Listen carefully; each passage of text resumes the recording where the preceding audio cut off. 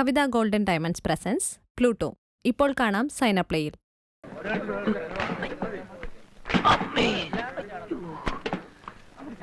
ലോറിയുടെ കാര്യം നമുക്ക് വൈകുന്നേരം സെറ്റിൽ ചെയ്യാം. ഹലോ KRP, എങ്ങനെയുണ്ടായിരുന്നു സത്യപ്രതിജ്ഞാ ചടങ്ങ്? സത്യം പറഞ്ഞ കലക്കി. വിശദമായിട്ട് ഞാൻ പിന്നെ പറയാം. ഒന്ന് നടു നിവർത്തണം. 400 കിലോമീറ്റർ അങ്ങോട്ടും 400 കിലോമീറ്റർ ഇങ്ങോട്ടും ലോറിയിൽ ഒരു ഒറ്റ നിപ്പായിരുന്നേ. വൈകുന്നേരത്തെ കാര്യങ്ങളൊക്കെ റെഡിയല്ലേ? ഒക്കെ റെഡി. എന്നാ പിന്നെ വൈകുന്നേരം നന്ദി പ്രകടനത്തിന് കാണാം. ശരി ശരി. ജയ് ഹിന്ദ്. ജയ് ഹിന്ദ്. കലക്കി കലക്കി മറിച്ചു.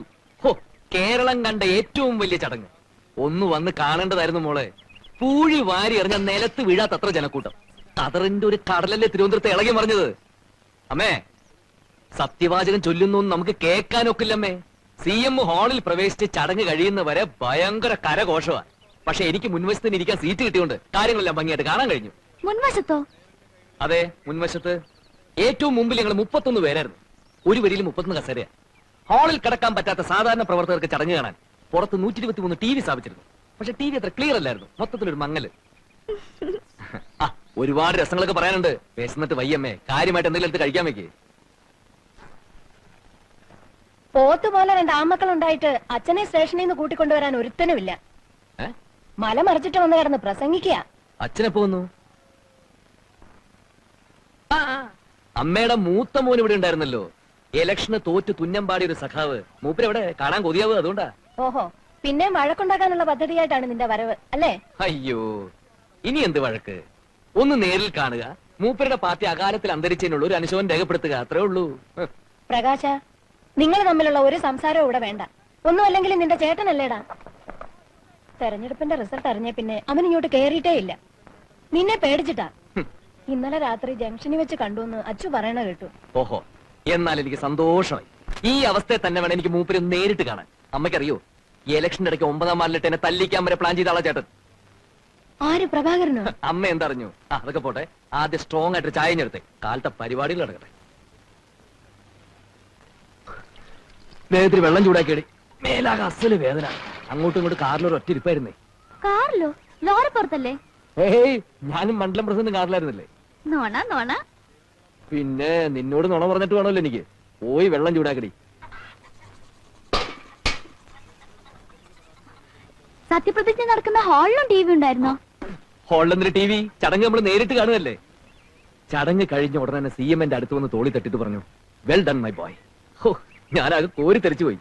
നമ്മുടെ മാനങ്കര മണ്ഡലത്തിലെ ഇപ്രാവശ്യം 7000 വോട്ടാ പാർട്ടിക്ക് കൂടുതൽ. അതിന്റെ പിന്നിൽ എന്റെ ശക്തമായ കൈകളാണ് പ്രവർത്തിച്ചതെന്ന് മൂപ്പരുടെ ചെവിയിൽ ആരോചെന്ന് പറഞ്ഞു. അതുകൊണ്ടാ. ഞാൻ ചോദിച്ചത് അതല്ല. ചടങ്ങ് TVയിൽ ക്ലിയർ ആയിരുന്നില്ല, മങ്ങലുണ്ടായിരുന്നു എന്നൊക്കെ പ്രകാശേട്ടൻ പറഞ്ഞില്ലേ? അതിന് ഹാളിന് മുമ്പിലിരുന്ന പ്രകാശേട്ടൻ ആ ചടങ്ങ് കോമ്പൗണ്ടിലുള്ള TVയിൽ എങ്ങനെ കണ്ടു? ചടങ്ങെന്നും പറഞ്ഞ് മുഴുവൻ സമയം നമുക്ക് അവിടെ കുത്തിയിരിക്കാൻ പറ്റുമോ? ഒന്ന് നടു നിർത്താൻ വേണ്ടി ഞാനൊന്ന് പുറത്തേക്ക് ഇറങ്ങിയപ്പോ ഒന്ന് കറങ്ങിയപ്പോ TV കണ്ടു. നേര് പറ, രാജ്ഭവന്റെ ഗേറ്റ് കടക്കാൻ പറ്റുമോ? നീ കുറെ കൂടുന്നുണ്ട്. പാർട്ടിയിൽ എനിക്കുള്ള സ്ഥാനം എന്താണെന്ന് നിന്നെ പറഞ്ഞ് ബോധ്യപ്പെടുത്തേണ്ട കാര്യമൊന്നും എനിക്കില്ല. വൈകുന്നേരം ടൗണിലേക്ക് വാ. കൃതജ്ഞതാ സമ്മേളനത്തിന് ഞാൻ നടത്താൻ പോണ ഗംഭീര പ്രസംഗം കേൾക്കുമ്പോൾ നിനക്ക് മനസ്സിലാവും ഞാൻ ആരാണെന്നുള്ളത്. പ്രിയപ്പെട്ട സുഹൃത്തുക്കളെ, കഴിഞ്ഞ 5 വർഷക്കാലമായി ഈ രാജ്യത്ത് ഒരു ഭരണകൂടം ഉണ്ടായിരുന്നോ? ഇവിടെ ഒരു സർക്കാർ ഉണ്ടായിരുന്നോ? ഇവിടെ ഒരു മുഖ്യമന്ത്രി ഉണ്ടായിരുന്നോ എന്ന് ചോദിക്കാൻ ഞാൻ ആഗ്രഹിക്കുകയാണ്. ഇല്ലായിരുന്നു സുഹൃത്തുക്കളെ, ഇല്ലായിരുന്നു. പിന്നെ ഉണ്ടായിരുന്നത് RDP എന്ന ഒരു പാർട്ടി മാത്രമായിരുന്നു. അവരുടെ അഴിഞ്ഞാട്ടമായിരുന്നു. Revolutionary democratic പാർട്ടിയാണത്രേ. എന്ത് റവല്യൂഷണറി, എന്ത് ഡെമോക്രസി എന്നാണ് ഞാൻ ചോദിക്കുന്നത്. അതിനുള്ള ശിക്ഷ നിങ്ങൾ അവർക്ക് നൽകി കഴിഞ്ഞു. ഇന്ത്യൻ നാഷണൽ സെക്യുലർ പാർട്ടി നിങ്ങളുടെ പാർട്ടിയാണ്. ജനങ്ങളുടെ ആശയാഭിലാഷങ്ങളുടെ പാർട്ടിയാണ്. പിന്നെ ഞങ്ങളുടെ കൂടെ വർഗീയ പാർട്ടികൾ ഉണ്ടെന്ന് RDPക്കാർ ആരോപിക്കുന്നുണ്ട്. അത് തെറ്റാണ് സുഹൃത്തുക്കളെ. പിന്നെ വർഗീയ പാർട്ടി ഇല്ലെന്ന് പറഞ്ഞുകൂടാ. ഞങ്ങളുടെ കൂടെ ചേർന്ന ശേഷം അവരിൽ യാതൊരു വർഗീയതയും ഞാൻ കണ്ടിട്ടില്ല. അല്പസ്വല്പം കോഴി ബിരിയാണി കഴിക്കുന്നത് വർഗീയതയാണോ എന്ന് ഞാൻ വെല്ലുവിളിക്കാണ്. പക്ഷേ RDPയുടെ കൂടെയുള്ളത് മുഴുവൻ വർഗീയ പാർട്ടികളാണെന്ന് ഞാൻ നിങ്ങളെ അറിയിക്കുകയാണ്, അഭ്യർത്ഥിക്കുകയാണ്, അപേക്ഷിക്കുകയാണ്. അതുപോലെ ഞങ്ങൾ അഴിമതിക്കാരാണെന്ന് പറയുന്നുണ്ട്. അല്ല സുഹൃത്തുക്കളെ, വാസ്തവത്തിൽ അഴിമതി എന്താണെന്ന് പോലും ഞങ്ങൾക്ക് അറിഞ്ഞുകൂടാ. തെരഞ്ഞെടുപ്പ് ഫണ്ടിലേക്ക് ഇവിടുത്തെ നല്ലവരായ മുതലാളിമാരിൽ നിന്ന് ധാരാളം പണം ഞങ്ങൾ സ്വീകരിച്ചിട്ടുണ്ട്. അത് സ്നേഹം കൊണ്ട് മാത്രമാണ്. മുതലാളിമാരെ പോലെ ഇത്രയും നല്ല മനുഷ്യരെ ഞാൻ വേറെ കണ്ടിട്ടില്ല. ആ പാവപ്പെട്ട മുതലാളിമാരെ ചീത്ത വിളിക്കുന്ന കേട്ടിട്ട് പലപ്പോഴും എനിക്ക് കരച്ചിൽ വന്നിട്ടുണ്ട്. പാവം മുതലാളിമാർ. എല്ലാത്തിനുള്ള ശിക്ഷ അവർക്ക് കിട്ടിക്കഴിഞ്ഞു. ഈ മാനങ്കര മണ്ഡലത്തിൽ ചില RDP കോമാളികൾ ഒരു പ്രഖ്യാപനം നടത്തിയിരുന്നു സുഹൃത്തുക്കളെ. ഈ തെരഞ്ഞെടുപ്പിൽ INS ജയിക്കുകയാണെങ്കിൽ അവരവരുടെ പാതി മീസെടുത്ത് കവലയിലൂടെ നടക്കുമെന്ന്. ഞാൻ അവരെ ക്ഷണിക്കുകയാണ്. നാണവും മാനവും ഉളുപ്പും അല്പമെങ്കിലും തീണ്ടിയിട്ടുണ്ടെങ്കിൽ, വാക്കിന് വിലയുണ്ടെങ്കിൽ ഇങ്ങോട്ട് വരൂ, മീശ എടുക്കൂ, എടുക്കണ മീശ എന്ന് ഞാൻ ആജ്ഞാപിക്കുകയാണ്, അഭ്യർത്ഥിക്കുകയാണ്, അപേക്ഷിക്കുകയാണ്.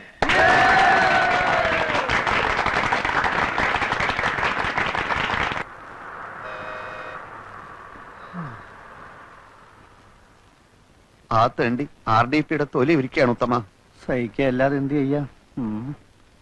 അവര് ജയിച്ച പാതി മീശ എടുക്കാന്ന് പറഞ്ഞത് കോട്ടപ്പള്ളിയല്ലേ? അതെ, ഇങ്ങനെ ഒരു വിധി എഴുത്തുണ്ടാവുമെന്ന് സ്വപ്നത്തിൽ പോലും വിചാരിച്ചല്ലോ. എന്താ ഉത്തമ ജനങ്ങൾ നമ്മളോട് ഇങ്ങനെ പെരുമാറിയത്? അതേ, ഒരു പാർട്ടിയിലും പെടാത്ത നിഷ്പക്ഷമതികളായ കുറെ ജനങ്ങളുണ്ടല്ലോ, ആ തെണ്ടികളായി ഇത്തവണ നമ്മളെ പറ്റിച്ചത്. നമ്മുടെ ഗവൺമെന്റ് എന്തൊക്കെ ജനങ്ങൾക്ക് കൊടുത്തു. കൂടുതലും വാഗ്ദാനങ്ങളാ കൊടുത്തത്.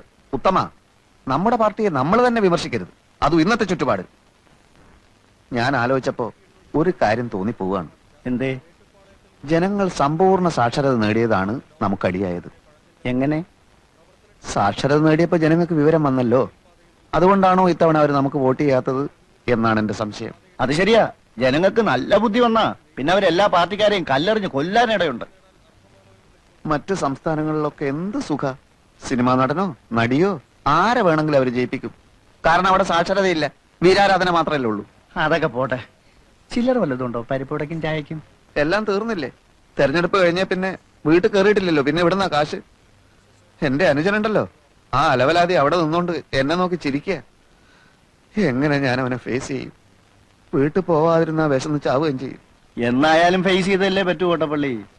അതെ, തെരഞ്ഞെടുപ്പിൽ എന്തായാലും ജയിക്കുമെന്ന് വിചാരിച്ച് ഞാൻ പല വെല്ലുവിളികളും നടത്തിയതാ. ആകെ അബദ്ധമായി. ഞാൻ ഭയങ്കര ആവേശത്തിൽ അങ്ങനെ പ്രസംഗിച്ചുകൊണ്ട് നിൽക്കുകയായിരുന്നു. ജനങ്ങളുടെ കയ്യടിയും ബഹളവും കാരണം ആകെ പ്രശ്നം. അച്ഛാ, നേര് പറയട്ടെ, എന്റെ ഓരോ വാക്കിനും കയ്യടിയായിരുന്നു. അതിന്റെ ഇടയിലെ ഞാൻ മൂപ്പരെ കണ്ടത്. ഞാൻ കണ്ടു എന്ന് മനസ്സിലാക്കിയപ്പോ തന്നെ മൂപ്പര് പാർട്ടി ഓഫീസിനകത്തെ ഒറ്റ വലിച്ചില്ല. അപ്പൊ പിന്നെ എനിക്ക് ആവേശം മൂക്കാതിരിക്കൂ. INSP തെരഞ്ഞെടുപ്പിൽ ജയിച്ചാൽ പാതിമീശ വടിച്ചോളാമെന്ന് വീമ്പിളക്കിയവന്മാരൊക്കെ ഇന്നെവിടെ എന്ന് ഞാൻ അട്ടഹസിച്ചു. പിന്നെ ആളുടെ പൊടി പോലും കണ്ടിട്ടില്ല. അങ്ങനെയൊന്നും പറയണ്ടായിരുന്നു മോനെ. അച്ഛാ, ഈ രാഷ്ട്രീയം എന്ന് പറഞ്ഞാൽ പല്ലും നഖവും ഉപയോഗിച്ചുകൊണ്ടുള്ള ഒരു ആക്രമണമാണ്. നമ്മൾ മടിച്ചു നിന്നാലേ എതിരാളികൾ നമ്മളെ ആക്രമിക്കും. ഓ അപ്പടിയാ? പിന്നല്ലാതെ. എന്നാലും പ്രസംഗം കഴിഞ്ഞതിന് ശേഷം നിനക്ക് അവനെ ഇങ്ങോട്ട് വിളിച്ചോണ്ട് വരായിരുന്നു. നന്നായിരിക്കും. ഈ കഥർ വിട്ടുകൊണ്ട് ഞാൻ അവരുടെ ഓഫീസിലേക്ക് കയറി ചെന്നാലേ വളരെ നന്നായിരിക്കും. പ്രവേട്ടം വരുന്നുണ്ട്. എവിടെ? പിൻവശത്തോടെ വരുന്നേ. മുൻവശത്തൂടെ വരാൻ ധൈര്യം കാണില്ലല്ലോ. നീ ഒന്നും മിണ്ടാതിരുന്നില്ലെങ്കിലുണ്ടല്ലോ. മോള് പോയി പ്ലേറ്റ് എടുത്തോണ്ട് വാ.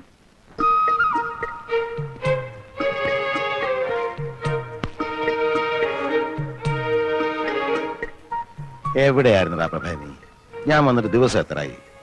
കരുവാ, ഒന്നുകൊണ്ട് കഴിക്കുക.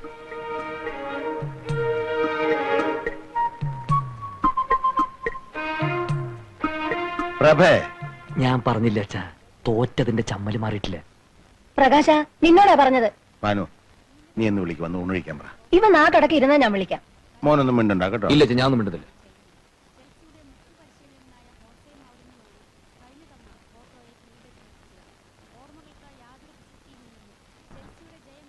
എടാ, 4 മാസം കഴിഞ്ഞ് കാണുകല്ലേ നീ നിന്റെ അച്ഛനെ. ഒരു വാക്കുപോലും മിണ്ടാൻ വയ്യായിരുന്നല്ലേ? എണീറ്റ് വാ, അച്ഛൻ വിളിക്കുന്നു. മറ്റവൻ അവിടെ നിന്ന് എഴുന്നേറ്റ് പോയതിനു ശേഷം ഞാൻ വരാം. മറ്റവനോ? പ്രകാശൻ നിന്റെ അനുജനാ. അനുജൻ അവനെന്റെ പ്രതിയോഗിയാണമ്മേ. പ്രവേ, നിന്നോടാ പറഞ്ഞത്. വയസ്സുകാലത്ത് അച്ഛനെ നിങ്ങൾ വിഷമിപ്പിക്കരുത്. ഞാൻ വരാം, പക്ഷെ അവനെന്നോട് ഒരു അക്ഷരം മിണ്ടാൻ പാടില്ല. തെരഞ്ഞെടുപ്പിനെ പറ്റിയോ എന്റെ മീശയുടെ കാര്യോ അങ്ങനെ വല്ലതും പറഞ്ഞാൽ എനിക്ക് സമനില തെറ്റും. നിന്നോട് മിണ്ടാൻ പാടില്ല എന്ന് ഞാൻ പറഞ്ഞിട്ടുണ്ട്. എണീറ്റ് വാ.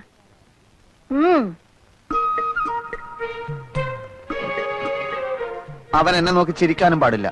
നടക്കടാ അങ്ങോട്ട്. എന്തോ നാടാ ഇത് നിങ്ങൾ തമ്മിൽ? ഇരുന്ന് ഊണ് കഴിക്കുക. അച്ഛൻ എപ്പോ വന്നു? ഓ മഹാഭാഗ്യം, ഇപ്പോഴെങ്കിലും ഇതിന്റെ ശബ്ദം ഒന്ന് കേട്ടല്ലോ. അവൻ ഇച്ചിരി മീൻകുളം പോട്. അമ്മേ, ചോറ് ഇത്തിരി കൂടുതൽ വിളമ്പിക്കോ, മൂപ്പർക്ക് നല്ല ക്ഷീണം കാണും. അമ്മേ, നീ കഴിച്ചു കഴിഞ്ഞില്ലേ? എണീറ്റേ. മോനെ, ഒരു തേർതലാകുമ്പോ എന്താന്ന് പറയാ, ഒരു തെരഞ്ഞെടുപ്പ് ആകുമ്പോ ഒരു പാർട്ടി ജയിക്കും, ഒരു പാർട്ടി തോക്കും. എന്നാൽ ഇങ്ങനെ ഉണ്ടാവും ഒരു തോൽവി. എനിക്ക് ചോറ് വേണ്ട. അവിടെ ഇരിക്കടാ.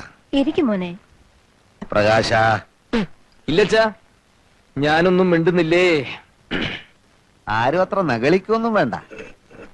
IMF നമ്മളെയൊക്കെ ഇപ്പൊ അറസ്റ്റ് ചെയ്യാൻ വരും. എന്തിന്? ഇന്റർനാഷണൽ മോണിറ്ററി ഫണ്ട് നമ്മുടെയൊക്കെ തലയെണ്ണി കടം വാങ്ങിച്ചിരിക്കല്ലേ അച്ഛാ. അച്ഛാ, ഇവിടെ ആരും ആരെയും അറസ്റ്റ് ചെയ്യാനൊന്നും പോകുന്നില്ല.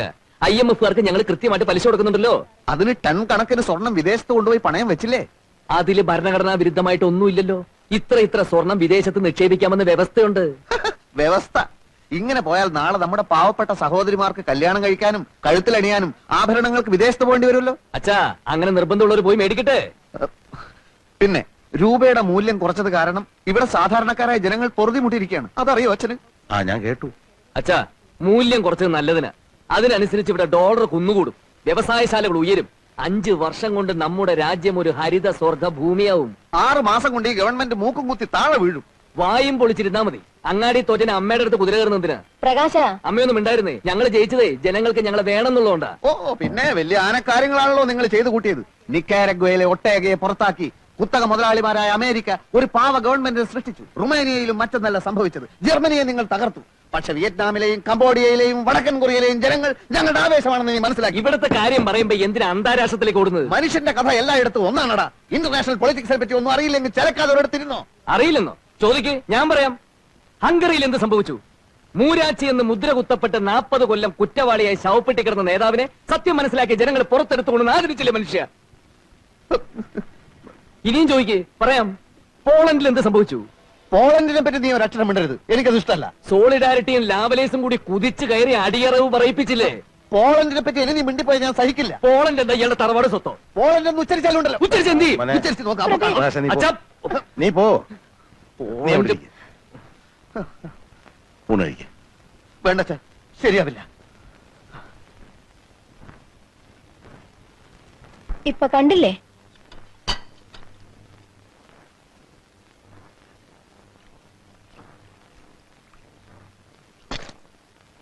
പാനുവേ, ഇപ്പൊ എനിക്കെല്ലാം മനസ്സിലായി. പ്രഭാകരനെയും പ്രകാശനെയും കുറിച്ച് നീ ഓരോന്ന് പറയാനുള്ള കാരണം എനിക്ക് പിടികിട്ടി. എന്താ? അവര് പറയുന്നൊന്നും മനസ്സിലാക്കാനുള്ള അറിവ് നിനക്കില്ല. അത് തന്നെ. എനിക്കും അതില്ലെന്ന് കൂട്ടിക്കോ. പക്ഷെ ഞാനും നീയുമായിട്ടൊരു ചെറിയ വ്യത്യാസമുണ്ട്. ഞാൻ ലോകം ഒരുപാട് കണ്ടവനാ. ഉശിലംപെട്ടി സ്റ്റേഷനിലൂടെ കടന്നു പോയിട്ടുള്ള ട്രെയിനില് എത്ര മഹാന്മാർക്ക് ഞാൻ പച്ച സിഗ്നൽ കാണിച്ചിട്ടുണ്ടെന്നറിയാവോ? ഇവന്മാർക്ക് അങ്ങനെ സിഗ്നലൊന്നും നിങ്ങൾ കാണിക്കണ്ട. തെരഞ്ഞെടുപ്പെന്നും പറഞ്ഞ് ഇവിടെ രണ്ടുപേരും കൂടെ കാട്ടിക്കൂട്ടിയ പൂലൊന്നും നിങ്ങൾക്കറിയില്ലല്ലോ. ഓ, എടീ, ഇനിയുള്ള കാലം നമ്മൾ രണ്ടുപേരും പ്രഭാകരന്റെയും പ്രകാശന്റെ അമ്മയും അച്ഛനുമായിട്ട് അടുത്ത് ചുമ്മാ ഇരുന്നാ മതി. അവരുടെ ഇപ്പോഴത്തെ പോക്ക് കണ്ടാ അറിയാം അവർ പെരിയ ആൾക്കാരാകുമെന്ന്. എന്റെ മക്കളെല്ലാം പെരിയവരാകും. എന്താണ് അത്ര വൈകിയത്? വൈകിപ്പോയി മാഷെ. അപ്പോ അപ്പൊ ആ സംഖ്യയെ ഇവിടെ വാ. വൈകി വരുന്നൊരു പതിവാക്കിയിരിക്കണോ? അല്ല, വരുന്ന വഴിക്ക് എന്നെ ഒരു പശു കുത്താൻ വന്നു ടീച്ചർ. സൈലൻസ്. ഈ കുട്ടികളെ ഒന്നും പശു കുത്താൻ വന്നില്ലല്ലോ. അല്ല, അത് പശുവിന് എന്നോട് എന്തെങ്കിലും മുൻവൈരാഗ്യം കാണും ടീച്ചർ. തന്റെ ധിക്കാരം കുറെ കൂടുന്നുണ്ട്. ഹോംവർക്ക് ചെയ്ത് കാണിക്ക്. രാത്രി വീട്ടില് കറണ്ട് ഇല്ലാത്തോണ്ട് ഹോംവർക്ക് ചെയ്തില്ല ടീച്ചർ. വേണ്ട വേണ്ട എന്ന് വെക്കും തോറും താൻ കുറച്ച് കൂടുന്നുണ്ട്. നിന്നെ ഞാൻ കറക്റ്റ് സമയത്ത് തന്നെ എത്തി. ചായ ചൂടാറുന്നതിന് മുമ്പ് എത്തില്ലായിരിക്കും സംശയം ഉണ്ടായിരുന്നു. ഉപ്മാവ് ഉണ്ടാക്കി മേശപ്പുറത്ത് വെച്ചിട്ടുണ്ട്. ആ പ്രശാന്തിനെ കൊണ്ട് ഞാൻ തോറ്റു കേട്ടോ. ഈ നിലയ്ക്ക് പോയാ അവനെ സ്കൂളിൽ നിന്ന് പുറത്താക്കാൻ ഞാൻ തന്നെ ഹെഡ്മാസ്റ്ററോട് പറയേണ്ടി വരും. ഇന്നെന്താ കംപ്ലൈന്റ്? ഞാനെന്ന് അടിക്കാൻ ഓങ്ങിയപ്പോ അവൻ എന്റെ കൈക്ക് കയറിയൊരു പിടുത്തം. അയ്യോ, ഞാൻ അവനെ രഹസ്യമായിട്ടൊന്ന് ഭീഷണിപ്പെടുത്താം. ഇനി രഹസ്യമായിട്ടൊന്നും പോരാ. നിങ്ങൾ മുടക്കിയിട്ട ഭാനിച്ചോട് ഇതുവരെ ഞാൻ പറയാതിരുന്നത്. ഇപ്പൊ അച്ഛനുണ്ടല്ലോ, മോനെ പഠിപ്പിക്കണ വേണ്ടെന്ന് അവര് തീരുമാനിക്കട്ടെ. പോട്ടെ ടീച്ചർ, അതൊന്നും അത്ര കാര്യാക്കണ്ട. കുട്ടികളാകുമ്പോ കുറച്ച് വികൃതിക്ക് ഉണ്ടാവും. നമുക്ക് മക്കളില്ലാത്തോണ്ട് അതൊന്നും മനസ്സിലാവാത്തത്. ഒരു കുഞ്ഞിക്കാല് കാണാൻ വേണ്ടി നമ്മൾ എന്തൊക്കെ ചെയ്തു. ഉരുളി കമത്തി, കുഞ്ഞിക്കുരു കൊണ്ട് തുലാഭാരം നടത്തി. അങ്ങനെ നമ്മുടെ പ്രാർത്ഥന കൂടി വന്നപ്പോ ദൈവം ടീച്ചർക്ക് ഒരുപാട് വികൃതി കുട്ടികളെ തന്നു. അത് സ്കൂളിലായി പോയി എന്ന് മാത്രം. അപ്പോഴേക്കും വിഷമായ. ഒരു തമാശ പറയാൻ കൂടി പറ്റില്ല. കഷ്ടാണ്. മക്കളില്ലാന്ന് വെച്ച് നമുക്ക് എന്താ ഇവിടെ കുറവ്? നീ പോയി ചായ കുടിക്കേ. അവനെ ഞാനൊരു ഈർക്കലെടുത്ത് തല്ലി കൊല്ലാൻ പോവാ.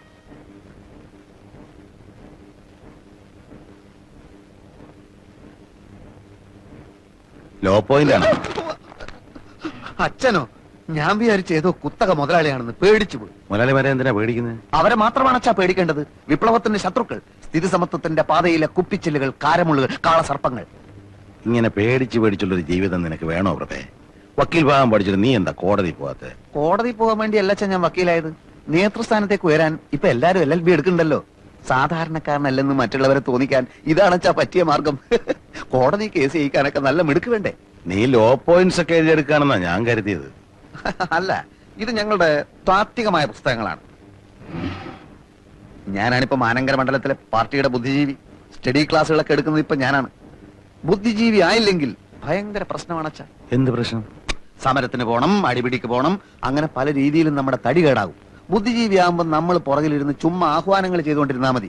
ഫാക്ടറി അടച്ചു പൂട്ടിക്കുക, പോലീസിനെ ആക്രമിക്കുക, മുതലാളിയെ കുത്തിക്കൊല്ലുക. നമ്മളൊന്നും അറിയണ്ടല്ലോ, എല്ലാ അണികൾ ചെയ്തോളൂ. അപ്പൊ ഈ രാഷ്ട്രീയം എന്ന് പറഞ്ഞാൽ കൊല്ലും കൊലയാണോ? അതായത് മനുഷ്യന്റെ ബേസിക് നീഡ്സ് എന്തൊക്കെയാണ്?